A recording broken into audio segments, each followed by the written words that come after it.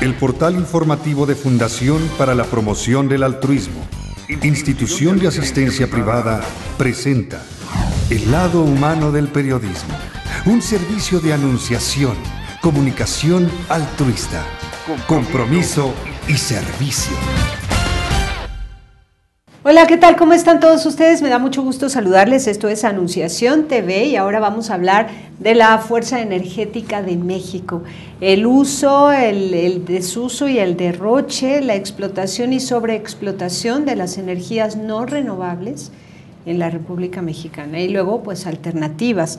Están con nosotros para hablar de esto el doctor Alberto Montoya Martín del Campo, catedrático de la Universidad Iberoamericana, y el doctor Gonzalo Núñez, asesor de la presidencia del Colegio Nacional de Economistas de México. ¿Cómo están? Buenos días. Bien, ¿cómo estás? Hola pues, para todos. Gracias. Pues la semana anterior hablamos de pues, los temas económicos en general, pero ahora nos vamos a abocar al tema de la energía porque estamos preocupados con esta estrategia de la explotación de las minas de oro, por ejemplo, que además atentan contra las culturas indígenas, como el caso de los huicholes, que se ven amenazados porque es una gran extensión de tierra la que se quiere explotar desde las minas de oro y ellos pues no están de acuerdo, ¿no? Consideran que es un bien de la naturaleza y que además es un territorio sagrado donde ellos viven sus rituales y no quieren poner en riesgo esto. Por otro lado, también nos preocupa que ya donde sí hay minas de oro en México es un trabajo temporal de 4 a 6 años y después ¿qué va a pasar con estas poblaciones que están abocándose a la explotación de las minas como obreros, ¿no? Son dos temas fundamentales. Yo sugiero, salvo aquí la mejor opinión de mi amigo Gonzalo y por supuesto tuyo, Tere, que pudiéramos empezar con el tema de la energía y luego el tema de la minería, que es también muy importante. Muy bien. El tema de la energía, yo diría que es el principal tema. Es el tema realmente estructural más importante del que nos debemos de ocupar los mexicanos. ¿Por qué? Porque el petróleo en México, aunque lo tenemos, es escaso. México dispone de 14,000 millones de barriles de petróleo de reservas probadas, que equivalen aproximadamente a menos del 1% de las reservas probadas de petróleo en el mundo. Es decir, tenemos petróleo, pero nuestro petróleo es muy poco. Al actual ritmo de extracción y de venta sin valor agregado, tenemos petróleo para 9 años. Para una nación, eso es algo muy poco, si tomamos en consideración que con la renta petrolera se paga hasta el 40% de cada peso de gasto público federal, que las divisas de exportación de crudo son el 99% de las divisas que capta el Banco de México y que las exportaciones de crudo compensan el déficit comercial de toda la economía, no totalmente, pero la balanza comercial hasta ahora ha sido superavitaria. Pero como no se ha invertido en refinación, estamos importando el 50% de las gasolinas y más de 30,000 millones de dólares anuales de productos petroquímicos. De manera que exportamos crudo y estamos importando gasolinas, refinados y petroquímica. Evidentemente todo esto en perjuicio de la nación. Es un asunto sumamente grave porque se ha ido creando desde hace varios años la idea de que hay un supuesto tesoro que si no se entrega a inversionistas extranjeros no lo podemos explotar y se va a perder. Ha habido toda una manipulación de la opinión pública en torno a este tema y está considerado en los elementos 6 de los compromisos del Pacto por México, firmado por el presidente de la República y los presidentes de los partidos Revolucionario Institucional, Acción Nacional y Revolución Democrática. Hay 6 compromisos de 95 que tienen que ver con la privatización del petróleo. Esto es algo contrario al interés nacional que debemos de analizar en función de los intereses de los mexicanos. La privatización del petróleo, pero en manos de mexicanos o extranjeros, o daría igual para efectos de la subsistencia de México, de la autonomía de México. Podríamos explicar en primer lugar qué es renta petrolera, ¿no? Yo creo que ese es el primer punto que hay que explicar. ¿Qué es la renta petrolera? En términos muy sencillos y esenciales, todo el volumen de barriles de petróleo que se extraen, 2,5 millones de barriles diarios, tienen un precio. La mezcla mexicana, vamos a decir, que está alrededor de $100 por cada barril. ¿Cuánto cuesta extraer ese barril? Bueno, en Chicontepec, pues cerca de los $100. Y en otros yacimientos, como por ejemplo Cantarell, $10, $8. Podríamos decir que en promedio, aunque no podríamos decirlo con absoluta precisión, pero alrededor de $10 es el costo de extracción del crudo. Por lo tanto, si el precio es 100 y cuesta extraerlo 10, hay $90 que podríamos decir es renta. ¿Por qué es renta? Porque es un valor intrínseco de algo que nosotros no produjimos como valor agregado, sino que está en la naturaleza. Entonces, esos $90, si los multiplicamos por 2,5 millones de barriles diarios, bueno, pues nos da alrededor de $225 millones diarios. Si lo multiplicamos por 365 días al año, estamos hablando como de $80,000 millones. Y $80,000 millones aproximadamente, pues equivalen, bueno, nada más para ponerlo en órdenes de magnitud, es como cerca de una cuarta parte del presupuesto federal y aproximadamente, consideramos toda la deuda externa, son $120,000 millones. Aumentó en los últimos 6 años. Pero para que veamos el orden de magnitud de lo que estamos hablando. Y privatizar eso, qué bárbaro. ¿Qué quiere decir privatizar? Que esa renta será apropiada para por inversionistas. Eso que es del pueblo de México, evidentemente quiere decir que va a ser saqueado por inversionistas extranjeros.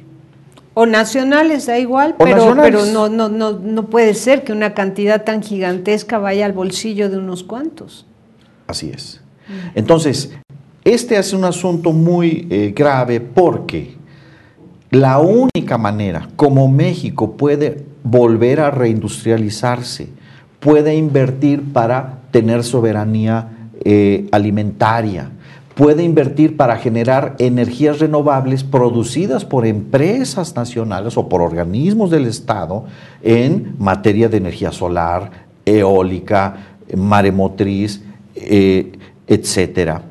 México, entonces, si pierde su base energética, no tiene viabilidad económica como país independiente. Entonces, es algo sumamente grave, algo muy importante y que yo sí creo que sí requiere y exige un verdadero debate nacional.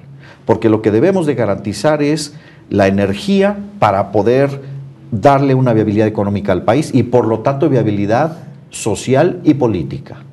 No podemos dejar esto como un asunto sectorial, es un asunto que podríamos decir es una columna vertebral, no solo de la economía y no solo de la energía, sino de todo el proyecto de desarrollo del país. Pero esto a 9 años, porque dices que en 9 años se acaba el petróleo.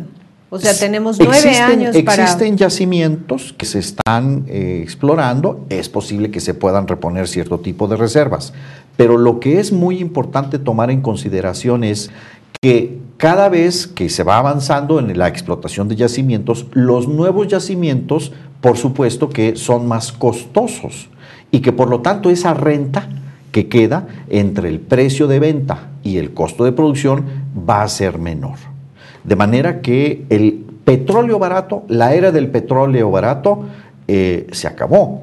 Por más que ahora se está hablando en los Estados Unidos de que estos nuevos yacimientos llamados no convencionales, de lo que, digamos, de los hidrocarburos, tanto gas como aceite, que están en lo que se llaman esquistos o shale gas o shale oil en Estados Unidos, y que requieren métodos verdaderamente muy poco ecológicos, que destruyen y contaminan los mantos acuíferos y que son pues muy costosos en términos del costo ecológico de extracción de esas reservas.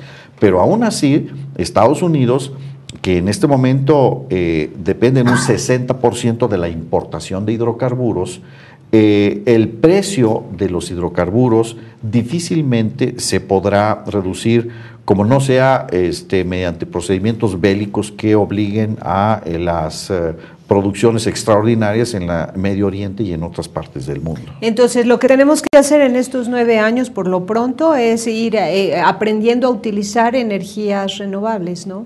Tenemos que utilizar esta energía que tenemos, que no es renovable, sí, claro, para invertir en el desarrollo de las energías renovables, y no solo de las energías, sino de toda la industria de México. Así es. Bueno, pues vamos a un corte y seguimos con más.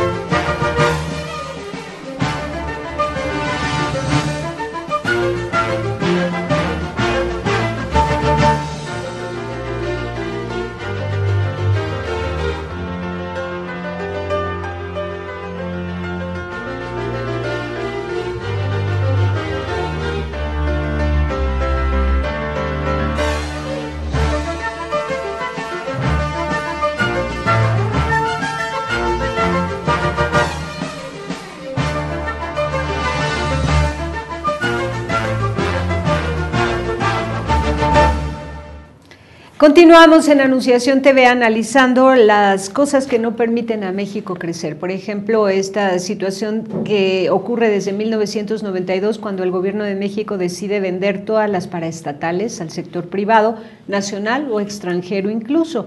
El caso del petróleo es una situación muy grave, amenaza pues a la estabilidad económica de México si acaso se privatizara esta industria. Pero estamos viendo algo ya muy grave en el tema del oro, que es otro recurso natural importantísimo para México. Platícanos de las explotaciones de minas de oro en México, por favor. Lo que estamos viendo es un modelo que le llaman de concesión, en donde lo que la Constitución reserva como actividad estratégica para el Estado mexicano, al mismo tiempo la desregulación que se ha generado en estos últimos años ha forzado a que evidentemente los capitales nacionales escasos y los capitales sobre todo extranjeros participen de una manera con muchas ventajas frente a los otros mercados mundiales. En México, la desregulación, que además toma forma después con la modificación a la Ley de Inversiones Extranjeras, que permite ya la inversión total, es decir, antes todas las concesiones, hasta esas épocas, 96, tenían que haber participación nacional, hasta un 51%, no podían rebasar el 50% la inversión extranjera. Sin embargo, eso también se modifica y hoy tenemos empresas mineras de capital totalmente extranjero que son las que están monopolizando el mercado de la minería, particularmente de la plata y del oro. ¿Y qué le pagan a México por la concesión? Evidentemente es muy curioso porque el discurso oficial va en el sentido de que tenemos que alinear nuestros precios y tarifas al mercado mundial. Y a eso obedecen los famosos gasolinazos, que por cierto ya rebasaron el precio internacional de las gasolinas. Sin embargo, nos siguen vendiendo la idea de que hay un subsidio. Bueno, en realidad el subsidio que está dando el país es a las grandes corporaciones extranjeras, porque lo que cobran como derechos por hectárea es alrededor de 5 pesos cada 6 meses, o sea, 10 pesos al año por hectárea, de donde sale el oro, que somos el 12º lugar en el mundo productor de oro, y la plata, donde somos el primer lugar productor de plata. Entonces, es curioso, y además estas empresas A ver, entendí bien, los concesionarios, los que tienen la concesión para explotar las minas de oro, solo pagan 10 pesos por hectárea al gobierno de México. Al año. En el primer año, son concesiones de 50 años, renovables por otros 50 años, y pagan 10 pesos el primer año, va incrementándose hasta el 11º año, en donde llega a 114 pesos. Es decir, del año 11 al año 50 pagan 114 pesos por derechos de explotación. ¿Pero cómo lo hemos permitido? Porque todo esto se ha hecho con engaño, con los medios distorsionando la información, no sé, nuestros partidos, nadie denuncia, no hay denuncia, y hay un saqueo. Lo que hoy estamos viviendo, el saqueo que vivimos en la colonia, hoy lo estamos volviendo a repetir. Entonces, ¿cuánto se llevan de oro al año estas empresas, que son Canadá y qué otras? Gran Bretaña, y la es una que ya incursionó en este mercado, es la del grupo Frisco, Carso. Del grupo Carso, ¿no? Esas empresas se llevan el 30 o 40% de las 80 toneladas que se produjeron por el año 2011, por ejemplo. ¿Y el resto dónde se queda? Son pequeños, son otra serie de empresas australianas, más canadienses, que detentan la riqueza de este país y que la exportan, pero además que como pagan supuestamente impuestos en sus países de origen, entonces tampoco pagan impuestos en México, porque esto que hablamos son derechos. El impuesto sobre la renta, como tenemos convenios para evitar doble tributación, ellos argumentan que pagan impuestos en sus países de origen. Bueno, sí. y esto lo hacen apelando a dar una respuesta inmediata a la pobreza. Bueno, es decir, tú México no tienes capacidad para explotar, no tienes capacidad para generar empleo, nosotros vamos a tomarte esta concesión, nos vas a dar permiso de explotar tu oro, pero a cambio voy a emplear a los habitantes de la zona como obreros y les voy a pagar bien durante el tiempo que dure la dicha de explotar. Yo creo que sí es importante dar algunas cifras para entender de qué estamos hablando. Del año 2000 al 2011, los gobiernos federales que presidió el Partido Acción Nacional entregaron concesiones por 51 millones de hectáreas a empresas para explotar los bienes del subsuelo. 51 millones de hectáreas es una cuarta parte del territorio de México. Esos concesionarios pagan, como ya lo explicó el doctor Gonzalo Núñez, 10 pesos por hectárea por año. Ahora, vamos a ver cuánto vale lo que producen. La producción minero-metalúrgica del año 2010 fueron 14,000 millones de dólares. Híjole, qué cosa. Es que es en un año. Pero ¿cómo lo hemos permitido? México es el primer productor de plata del mundo. El año 2010 se produjeron 128 millones de onzas troy de plata y se produjeron 79.6 toneladas de oro. Que beneficiaron Solo a para tener una idea de lo que estamos empresas hablando. Sí. Alemania, la semana pasada, ordenó que las, barras de oro que había depositado en otros países durante la época de la Guerra Fría, regresaran a Alemania. Todo el oro que tenía Alemania eran 21 toneladas. Simplemente para tener idea de lo que estamos hablando. Solo el año 2010 se produjeron cerca de 80 toneladas de oro que salen del país. En México. En México. Y Alemania está ahora recuperando, protegiendo, cuidando, aferrándose a sus 21 toneladas cuando México produce. Y en la ley de ingresos, claro, nada más para ver el poder que hay detrás de esto, político, no solo económico. En la ley de ingresos, el impuesto que pagan es 1.2% del valor producido. Y cuando se hizo la aprobación de estas reformas a la Ley Federal del Trabajo, se incorporó un capítulo específico para los trabajadores en la minería. Ese capítulo, cuando se publicó, simplemente desapareció. ¿En qué congreso del mundo algo que está aprobado por el Pleno, votado y que es parte de esa ley, simplemente desaparece? Pero ¿cómo? Se publicó? Si se publica, ¿cómo desaparece? ¿En qué términos desaparece? De lo aprobado a lo publicado, desapareció. En lo publicado ya no aparece ese capítulo referente a los empleados. A el empleo y los trabajadores de la minería. Pero dices que del valor explotado solo el 1.2% en la ley, eso en la parte laboral. Sueldos. En la parte laboral me refiero, este capítulo que se consideró relevante ante los accidentes, las condiciones de trabajo y los salarios que reciben los trabajadores, que frente a esta magnitud de ingresos es verdaderamente ofensivo e indignante. Es decir, que ni siquiera se vale decir que México tan generosamente para atender a los pobres mexicanos permite que extranjeros exploten la mina de oro, porque en realidad solamente el 1.2% del valor de ese oro explotado es lo que pagan de impuestos y de salarios. Del valor.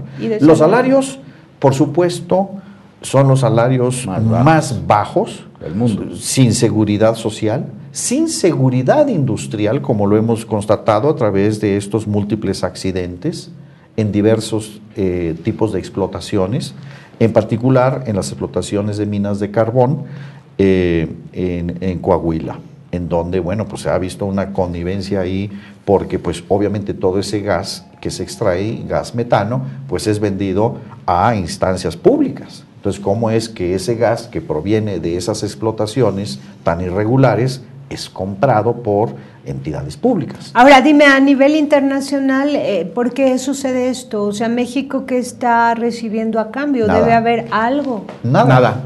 ¿Qué? Ni Entonces, siquiera ¿por qué lo tecnología. hace? Nada. Entonces es un absurdo tal No, es cual. un saqueo. Es un saqueo. Es un No, no, saqueo, no, la nación, pero es un ¿por qué saqueo. México lo permite? Bueno, ¿por qué los mexicanos permitimos? Porque en primer lugar no estamos enterados. Yo me preguntaría cuántas de las personas que están escuchando esta conversación conocían de estos datos que yo les estoy y el doctor Gonzalo les estamos comentando. Claro. No hay información. No es- Y por lo tanto no hay conciencia. Pero sí lo saben quienes lo admitieron, sí Claro. lo saben Ah, no, por los supuesto. gobiernos, los partidos Por supuesto. políticos, Por supuesto que la hay Cámara de cómplices. Diputados y Senadores. ¿Por Claro. qué lo permitieron? ¿Qué Bueno, ganan? pues yo no sé a quién representen, ¿verdad? Quienes toman estas decisiones públicas. ¿Pero qué ganan a cambio? Esto es una que muestra, es perverso. Esto es una muestra evidente de que la representación social en el Congreso pues es una falacia, no existe. Porque no están representando el interés del pueblo, ese es su mandato. Entonces, representan los intereses de los partidos o, en el caso del Congreso norteamericano es muy evidente, representan los intereses de las grandes corporaciones. Y en esa democracia es donde estamos transitando. Lo grave de este modelo de explotación minera, que hoy es un hecho, o sea, no estamos hablando de futuros, de hipótesis, es una realidad y está consignada en la ley, en los presupuestos, en las leyes de ingresos, etcétera, es que exactamente ese modelo es el que se pretende trasladar al mercado petrolero. Es decir, estos contratos incentivados, concesiones, ese es exactamente el modelo, en donde dice, no, vamos, es que no tenemos recursos. Si se los llevan todos, claro que no tenemos. Hay un excedente petrolero de 687 mil millones de dólares de los últimos dos. Hay un dato que es importante. De los últimos dos sexenios. Hay un dato Nos lo reservamos para después de un corte. Sí. Volvemos, no lo pierdas.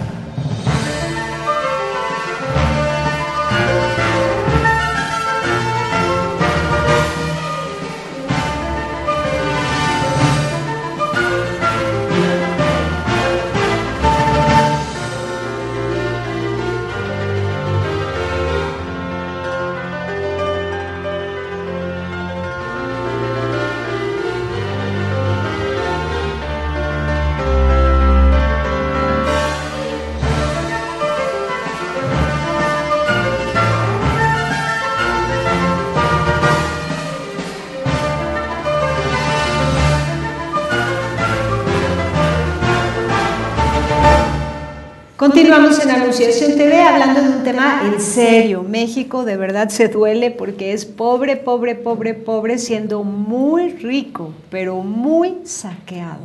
Tenías un dato. Sí, me parece importante que se tome conciencia de lo que ha venido aportando nuestra riqueza, porque es de la nación, al gasto público. Del año 2000 al 2012, Pemex pagó impuestos por aproximadamente 687 mil millones de dólares. Solo para tener una idea, toda la deuda pública externa de México, que aumentó en los últimos años, son 120 mil millones de dólares. Millones de dólares. Nada más para tener una idea. Y lo digo porque el argumento central para privatizar lo que es de la nación, esta renta, este valor intrínseco de ese petróleo que es de la nación, es que no tenemos recursos. Pero eso es un argumento absolutamente falaz. Por supuesto que tenemos recursos. Si Pemex este año va a pagar más de 1 millón de millones de pesos de impuestos, ¿cómo es que no hay recursos para inversión en la energía? Evidentemente lo que ha ocurrido es que la Secretaría de Hacienda toma todo este ingreso y lo destina al gasto corriente. Y de esta manera permite que las grandes corporaciones globales no paguen el mismo impuesto sobre la renta que pagan en Alemania, que pagan en Francia, que pagan en Estados Unidos, que pagan en Japón. Que si así fuera, ¿cuánto ingreso tendría México? Unos, por lo menos 7 puntos porcentuales de PIB adicionales. Muy importante. Y entonces, lo que es verdaderamente grave es que se quiere aumentar impuestos indirectos a la población porque se va a entregar esa renta petrolera a inversionistas privados. Entonces, es verdaderamente una monstruosidad. ¡Qué barbaridad! Bueno, y entonces esta cruzada por el hambre y la pobreza en México es un teatro, porque pudiendo dar solución al problema de la pobreza con recursos nacionales de las minas, del petróleo. Pero aquí yo creo que el enfoque que debemos dar a esto es un enfoque productivo. Es decir, si tenemos esta riqueza y disponemos de ella, debemos de utilizarla para crear más riqueza. Claro, para generar productividad en el campo con nuevas tecnologías en el campo. Si simplemente se toma la determinación de que no salga el oro de México y, por supuesto, no se pague 1.2% sobre el valor, sino una cosa que por lo menos sea razonable en términos internacionales, porque esto que está ocurriendo aquí es un saqueo. Sí. Bueno, ¿de cuánto deberían ser los impuestos por la explotación? Debería ser por lo menos del 65%. 65% contra el 1.2%. Me parece a mí que una utilidad del valor intrínseco de un bien como el oro, 35% por el inversionista, me parece muy buena utilidad. ¿35 o 65? No, dijiste? 35 de utilidad y dos terceras partes para la nación, y una tercera parte me parece muchísimo, muy generoso. Sí, claro. Ahora, imaginen ustedes que podemos acumular reservas de oro y plata anualmente por valor de 10 o 12 mil millones de dólares. Podríamos en 6 años tener 70 mil millones de dólares de reservas en metales preciosos, no en billetes, no en euros, no en dólares, en metales, que ante toda la inestabilidad financiera nos permitirían hacer un sistema financiero propio. Es decir, podríamos reconstruir una banca nacional con esas reservas de oro. Por eso es muy importante ver cómo esta es la solución de fondo al problema del crecimiento, porque esta cruzada contra el hambre, mientras se mantenga. A ver, la pregunta es muy sencilla. Tenemos 8 millones de hectáreas que no se cultivan y estamos importando 42% de la comida. Siguiente pregunta. esta cruzada por el hambre crea condiciones para que esas 8 millones de hectáreas se pongan a producir si no se cambia el Tratado de Libre Comercio. No. Es muy sencillo. A menos que sea para el autoabasto. Los alimentos importados se venden en México a un precio inferior a su costo. Entonces el productor nacional no puede recuperar su costo de producción. ¿Va a producir? No. Entonces, eso está bien que se organice a la sociedad para producir y mejorar su calidad de vida. Eso es innegable que está bien. Pero si eso no está enmarcado en una política de recuperación de la soberanía alimentaria, simple y sencillamente será una simulación. Y, por supuesto, una manipulación política, porque se estarán repartiendo una serie de beneficios para simple y sencillamente tener una población adscrita a ciertos propósitos electorales. Claro. Ahora, también me gustaría la opinión de ustedes con toda sinceridad. Quiero que digan su opinión respecto de la complicidad del tercer sector, de la sociedad civil organizada, no toda, pero unos grupitos de poder que son cómplices de este sistema económico injusto que México vive, porque sus políticas económicas no son democráticas, ¿no? Y que se cuelgan, se montan de este teatrito para entonces beneficiar a las empresas que respaldan a las asociaciones civiles, por favor. Sí, desafortunadamente es lo que hemos observado. Hay un reclamo generalizado de que las organizaciones de la sociedad civil, en el caso mexicano, todavía son pocas comparativamente a otros países. Pero estas, desafortunadamente, una buena proporción, no tengo el dato, evidentemente reciben financiamientos de las propias grandes corporaciones. ¿Para qué? Para crear las condiciones, sobre todo ideológicas, de aceptación de la inversión extranjera, de la explotación de los recursos naturales, porque somos, como decía don Porfirio en aquel entonces, incapaces los mexicanos de abastecernos a nosotros mismos. Tenemos que esperar que venga Quetzalcóatl de fuera para resolver nuestros problemas cuando estamos sentados en una mina auténticamente de oro. No solo del metal precioso, sino de petróleo. Somos el 10º lugar en costas, la pesquería está abandonada, no existen puertos pesqueros en este país que existieron hace años. No hemos entregado ferrocarriles, puertos, aeropuertos, carreteras, ahora segundos pisos. Bueno, ¿a dónde vamos? ¿A gobernar para un grupo cada vez más reducido de la población que detenta la riqueza? ¿O a gobernar para los otros 50 millones de pobres a los que les inventamos programas compensatorios como este, donde les damos un poco del excedente petrolero a través de despensas y demás? Pero no creamos condiciones de producción justas. Por ejemplo, en el caso de la minería, hay un tema ahí también muy importante. Estamos creando un conflicto intergeneracional, porque hay costos intergeneracionales, por ejemplo, todos los costos ambientales que la minería y el acabar con recursos naturales no renovables conlleva y que no se evalúan, cuando en otros países a las empresas se les cobra un costo de contaminar, por ejemplo. Entonces firmamos tratados internacionales contra el calentamiento global, pero hacemos exactamente lo contrario. Entonces es un discurso, el mundo virtual de los medios, de un México, pues un México de unos cuantos, porque el México de las mayorías está ya abandonado, y cuando hay protesta, cuando hay demanda, se les estigmatiza, se les infiltra, son revoltosos, son guerrilleros, es muy fácil de dominar. Entonces el tema de la energía es fundamental. Ya históricamente, cuando el hombre logró dominar la energía, fue cuando creció, dio saltos. Se dice por ahí que la Edad Media fue una etapa de oscurantismo, porque fuera de la leña, fuera del esfuerzo animal, no había una fuente de energía que nos permitiera producir cosas muy rápidamente. La revolución industrial se da gracias precisamente al carbón y después a petróleo, al gas, a los combustibles fósiles. Entonces, hoy la energía juega un papel estratégico a nivel mundial.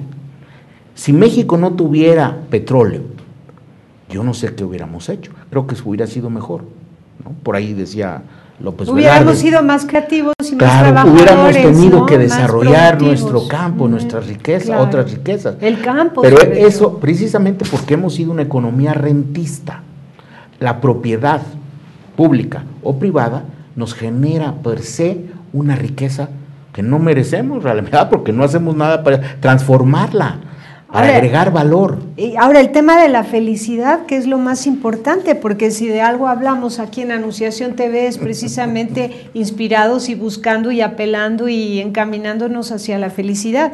Yo no creo que puedan ser felices aquellos pueblos a los que llegue la cruzada del hambre con las canastas básicas para alimentar a todos sin haber movido un dedo, sin haberse gastado y cansado en una jornada de trabajo donde ven el fruto de su esfuerzo. Y que les significa y les hace sentir grandes y seguros porque son ellos los que están alimentando a su familia y a su clan. Sí, un trabajo digno dignifica a la persona, exacto, le hace realizarse, le permite expresar sus capacidades, su creatividad. El trabajo es algo que cuando tiene un sentido humano es plenamente realizador. Y además te da derecho a votar, a no votar, a tomar decisiones. Claro, da autonomía. Y autonomía quiere decir capacidad por sí mismo de tomar decisiones, capacidad por sí mismo de pensar lo que decide hacer y no verse coaccionado. Esta condición de coacción que para un campesino significa, por ejemplo, el hecho de que yo no puedo ganar la vida produciendo lo que sé hacer y que me gusta hacer, es una coacción económica, cultural, familiar. En el caso de la sociedad rural hay una tremenda tragedia. ¿Por qué? Porque el tejido familiar, el tejido comunitario se ve erosionado. ¿Por qué razón? Pues porque en particular los varones pues, tienen que emigrar por razones económicas, es imperativo, no pueden vivir, no pueden ganar la vida. Esos jóvenes salen, pero salen en condiciones que no son adecuadas ni favorables, ni siquiera en condiciones de respeto mínimo a los derechos humanos en el cruce de la frontera con los Estados Unidos. Y no por su libre voluntad, sino forzados por la situación. Y los millones de jóvenes en las ciudades están también coaccionados porque no tienen condiciones para desarrollar su capacidad y creatividad de emprender sus proyectos, sus negocios, sus maneras de ganarse la vida. Y por el otro lado tampoco tienen opciones de empleos que los convoquen en términos humanos. Entonces es un problema de una gran deshumanización. ¿Cuántas personas calculas tú que son las que tienen la sartén por el mango, que deberían soltar y dejar a México crecer con libertad? Yo creo que el número, digamos, de familias que realmente controlan el 40% del PIB nacional, según estimaciones de la ONU, estamos hablando de no más de 100 familias. Mexicanas, 100 familias mexicanas controlan el 40% del Producto Interno Bruto Nacional. Solo las empresas de un solo grupo, nada más para tener una comparación interesante. Bolsa de Valores de Nueva York. Estamos hablando de aproximadamente 11,000 empresas que cotizan en la Bolsa de Valores de Nueva York. En la Bolsa de Valores de México están registradas, no sé, del orden de 112, 115 y operan aproximadamente 100. Un solo grupo representa el 40% del valor de la Bolsa Mexicana de Valores. Este nivel de concentración es un nivel de concentración que no existe en ninguna parte del mundo. Bueno, y estas 100 personas, 100 familias no tienen corazón. ¿Cómo podemos llegar a conmoverlos, a despertar? Están dormidos en una fantasía. En donde precisamente no se ha tomado conciencia, porque yo creo que también el ir al fondo de los procesos de cambio en nuestra sociedad, hoy en el mundo, en el siglo XXI, pasa por un proceso de conciencia y pasa por la idea de que no es solamente una disposición de un egoísmo natural, que todos los seres humanos somos egoístas, eso está en nuestra condición humana. Aristóteles lo planteó con mucha precisión hace más de 2000 años. Es decir, tenemos una tendencia natural egoísta. Esa está en nuestra natura. Pero precisamente el sobreponernos a esa tendencia natural supone una interrelación con el otro. Y esa relación con el otro es la que crea el mundo ético. Y un mundo ético que debe de estar basado en derechos y en deberes. En otras palabras, tenemos que pasar a una verdadera ciudadanía que tenga todas estas dimensiones: la política, la económica, la social, la cultural, en donde nos relacionemos sobre un sistema de derechos y deberes que vaya creando condiciones de verdadera igualdad y verdadera eticidad entre los seres humanos. Con razón Benedicto XVI dice: no le des al otro de lo tuyo antes de haberte cerciorado que le has dado lo suyo. Qué Así importante. Es.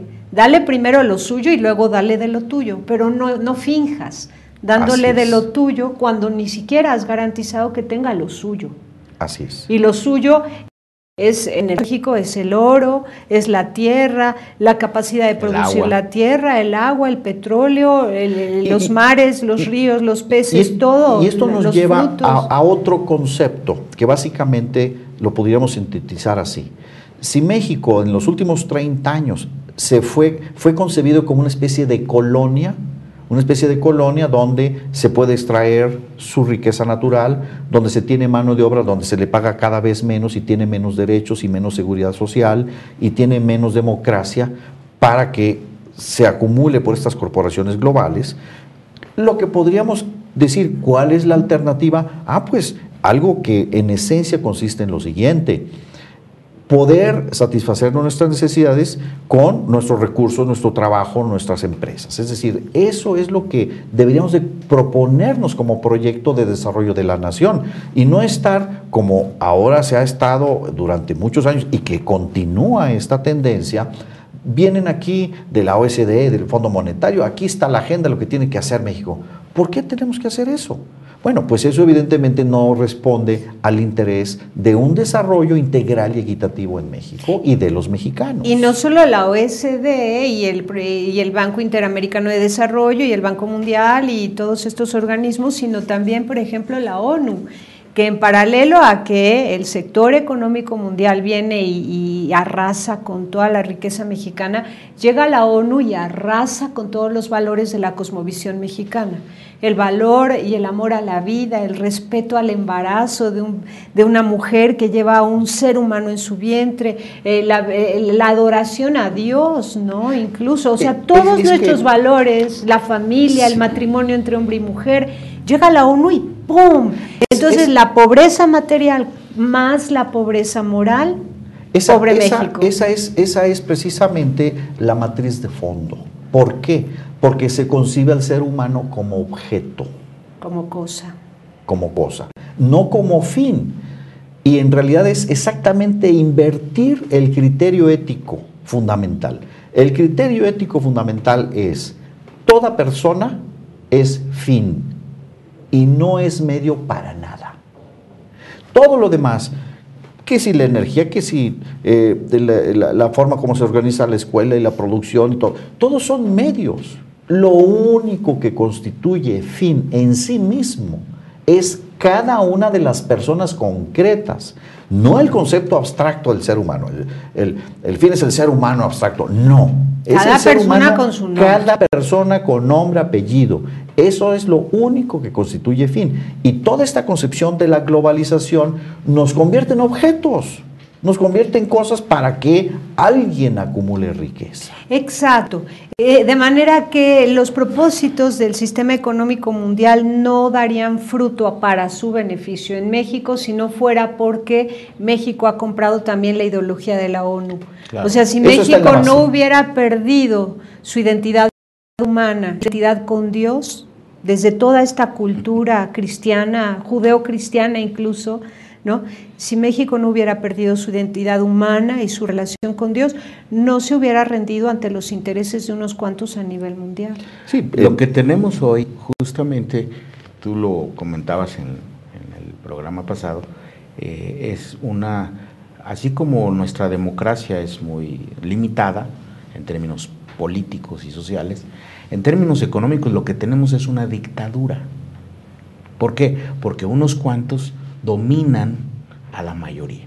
¿no? Que esté hipnotizada claro, por las cosas. Bueno, a través de los medios, todos los medios, es una gran orquesta que toca una partitura que conviene evidentemente al grupo dominante nacional o internacional. Ya los grupos no son nacionales, difícilmente, ya las fronteras están traspasadas, es una forma global de organización que hoy justamente están en Davos, o en Davos, como dicen, discutiendo el futuro económico del planeta a partir de la visión y la concepción de unos cuantos que son los líderes globales, los grandes corporaciones y que deciden el futuro del planeta, en donde casualmente hoy tenemos más de 202 millones, acaban de dar el dato, de desempleados.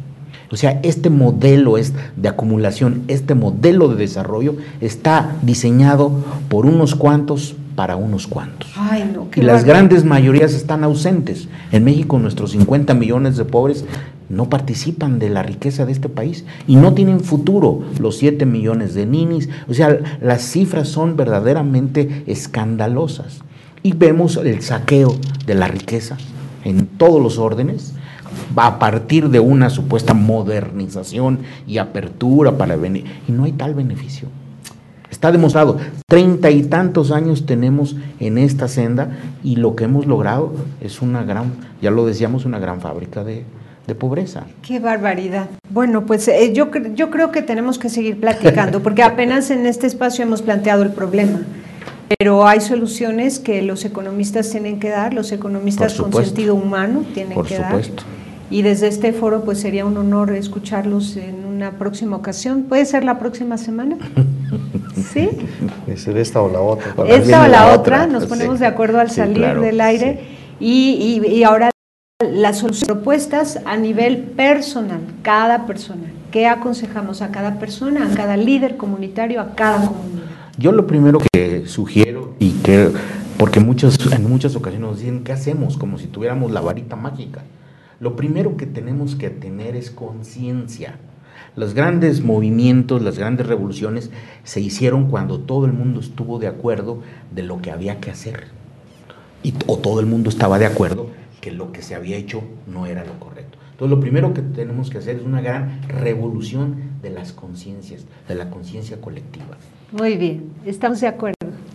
¿Sí? Gracias. Bueno, pues muchísimas gracias, les agradezco enormemente a Alberto y Gonzalo por haber estado con nosotros y queda pendiente una tercera reunión en Anunciación TV con ustedes dos para hablar de esta conciencia que hay que hacerla circular, ¿no? Por supuesto. Muy bien. Pásela bien, hasta la próxima. Sí hay soluciones. Aquí, en el portal informativo de Fundación para la Promoción del Altruismo, Institución de Asistencia Privada. El lado humano del periodismo. Un servicio de anunciación, comunicación altruista. Participa en Facebook. En todo México somos hermanos. Y síguenos en Twitter, @TodoMéxicoSomos.